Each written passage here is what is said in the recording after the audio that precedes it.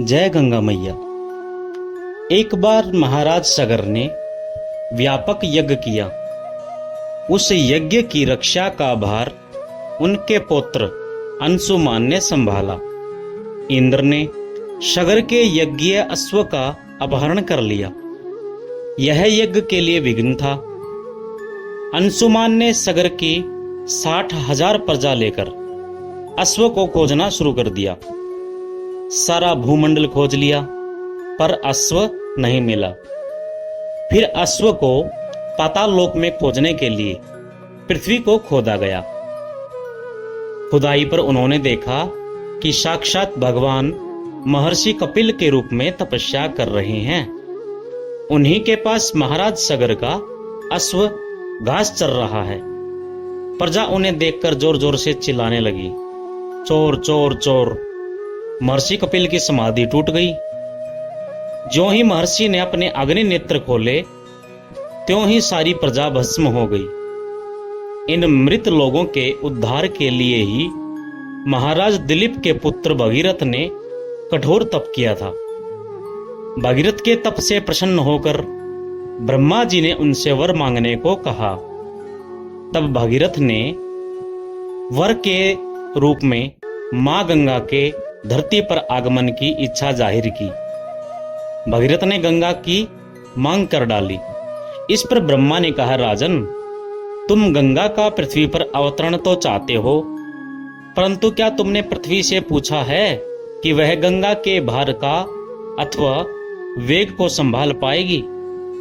मेरा विचार है कि गंगा के वेग को संभालने की शक्ति केवल देवादिदेव महादेव में है। इसलिए उचित यह होगा कि गंगा का भार एवं वेग संभालने के लिए भगवान शिव का अनुग्रह प्राप्त कर लेना चाहिए।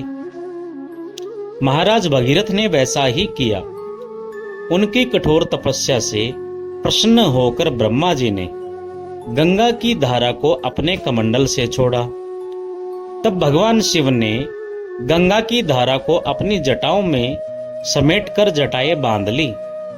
इसका परिणाम यह हुआ कि गंगा को जटाओं से बाहर निकालने का रास्ता नहीं मिल सका। अब महाराज भगीरथ को और भी अधिक चिंता हो गई। उन्होंने एक बार फिर भगवान शिव की आराधना में घोर तप शुरू कर दिया। तब कहीं भगवान शिव ने गंगा की एक अविरल धारा को मुक्त करने का वरदान दे दिया।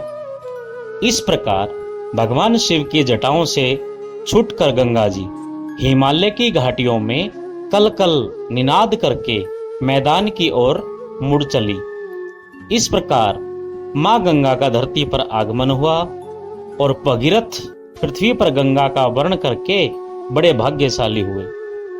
उन्होंने जनमानस को अपने पुण्य से उपकृत कर दिया।